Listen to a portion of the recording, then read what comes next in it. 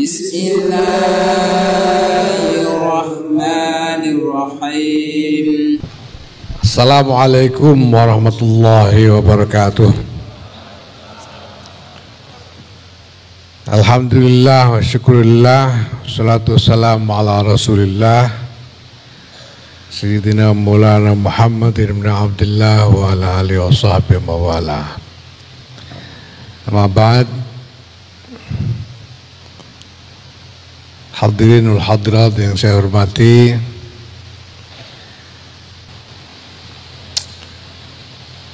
saudara-saudara sekalian,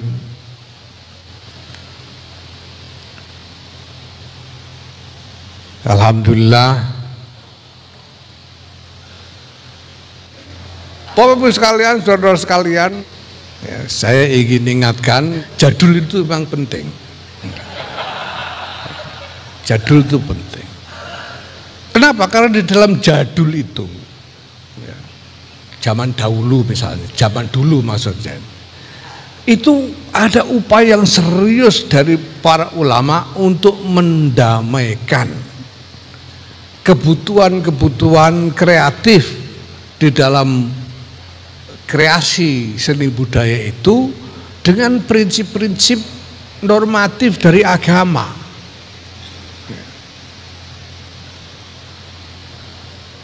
Saya ingat dulu itu tahun 60-an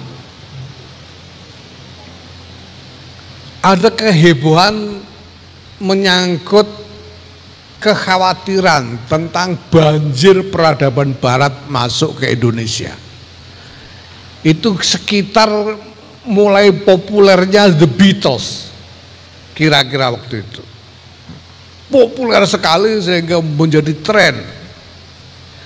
Sebegitu populernya sampai bahkan Bung Karno merasa khawatir, ini kok barat membanjiri kita bagaimana, sehingga beliau mengecam ini sebagai budaya ngak-ngik-ngok, kata beliau. Beatles. Yang ini sebetulnya adalah akibat dari mulainya fenomena globalisasi.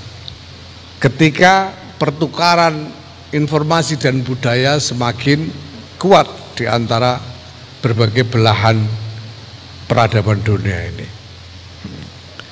Nah, pada masa-masa sekitar itu, dalam konteks keprihatinan budaya seperti itu, ya,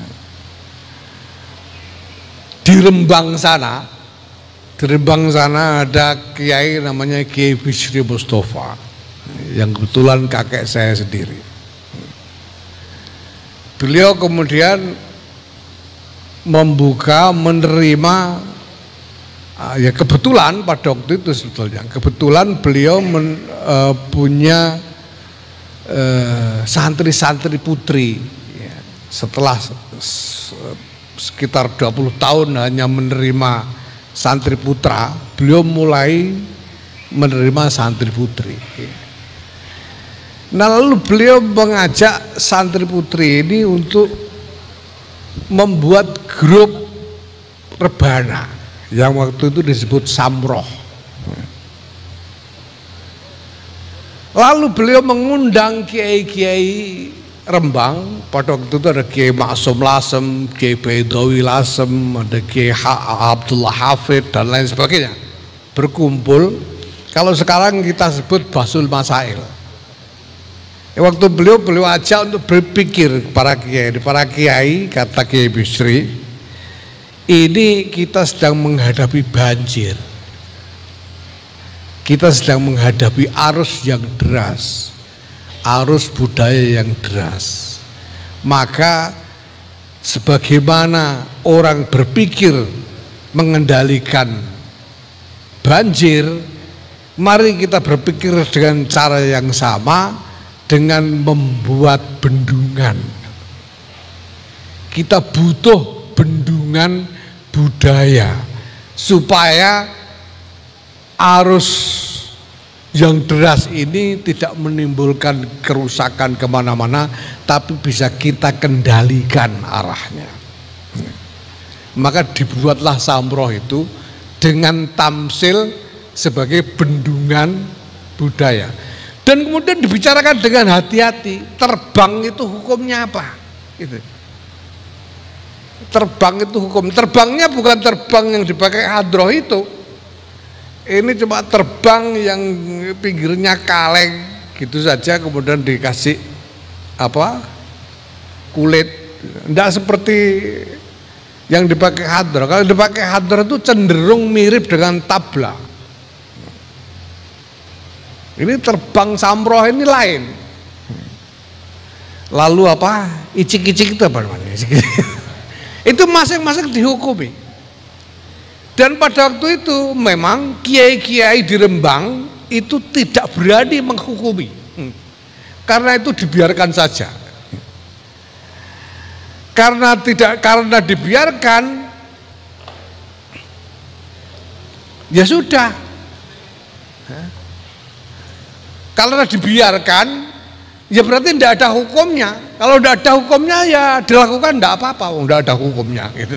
Karena kiai-kiai ini tidak ada yang mau menghukumi.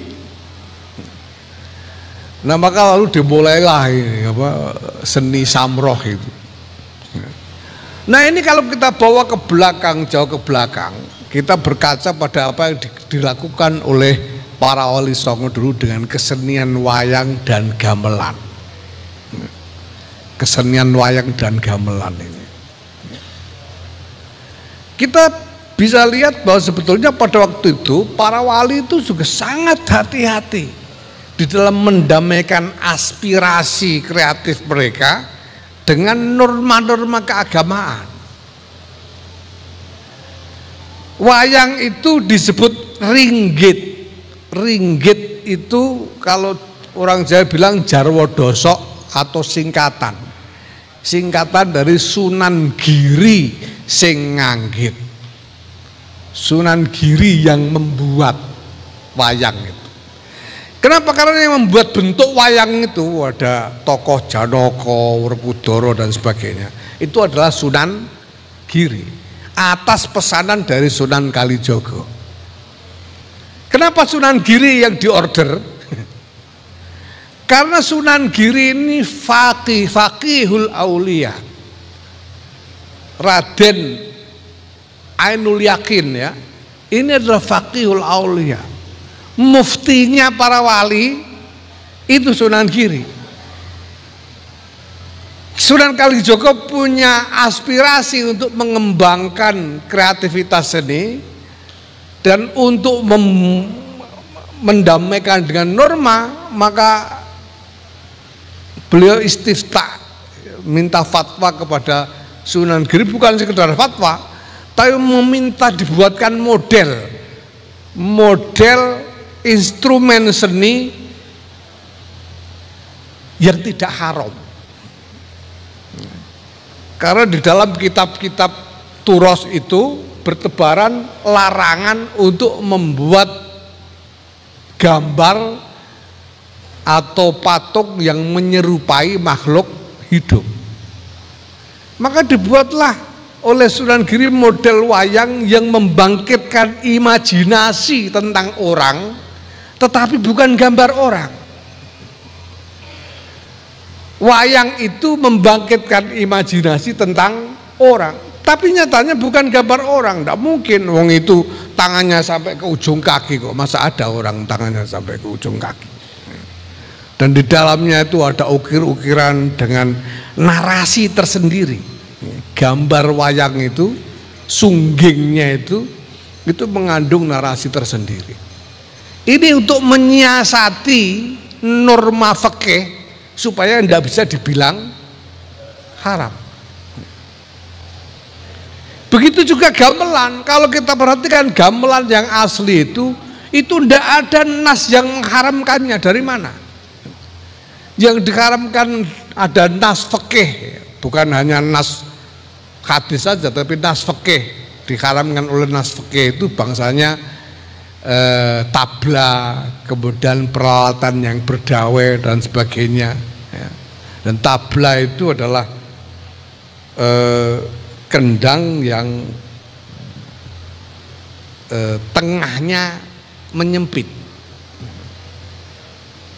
Kendang yang tengahnya itu mansus haram di kitab fikih itu.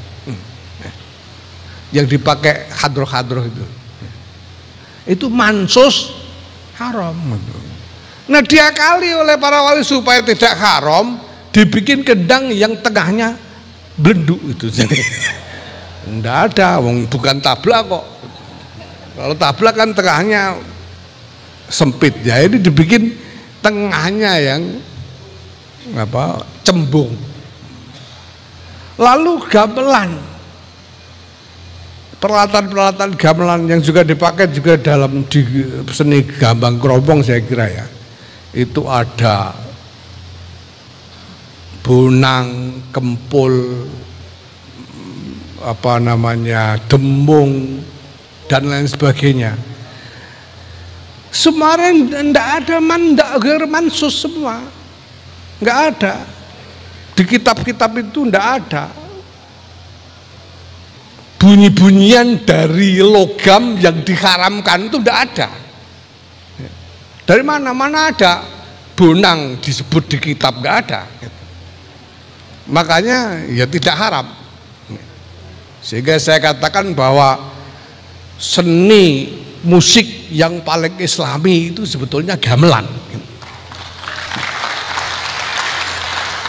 Kalau hadroh yang dikembangkan orang itu sekarang itu agak bau-bau jahiliyah dikit itu sebetulnya.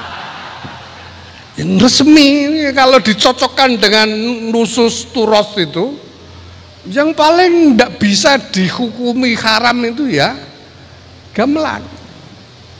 Jadi Bapak Ibu sekalian, saudara sekalian, ini dulu dihitung, ini bukan cuma soal ngurus yang subhat-subhat. Ini dihitung bagaimana caranya mendamaikan aspirasi kreatif ini dengan norma-norma keagamaan. Dan kita harus pikirkan serius soal ini, Pak. Wong sampean NU kok. Karena sampean ini NU, ini Nahdlatul Ulama. Gitu loh. Maka tetap harus dipikirkan bagaimana mendamaikan antara aspirasi kreatif ini dengan norma-norma keagamaan supaya tidak lalu serba membolehkan apapun. Karena kita ini Nahdlatul Ulama, kita berangkat dari fungsi keulamaan, kita berangkat dari nilai-nilai Islam Ahlus Sunnah wal Jamaah An-Nahdiyah. Allahul muwaffiq ila aqwamit thariq. Assalamualaikum warahmatullahi wabarakatuh.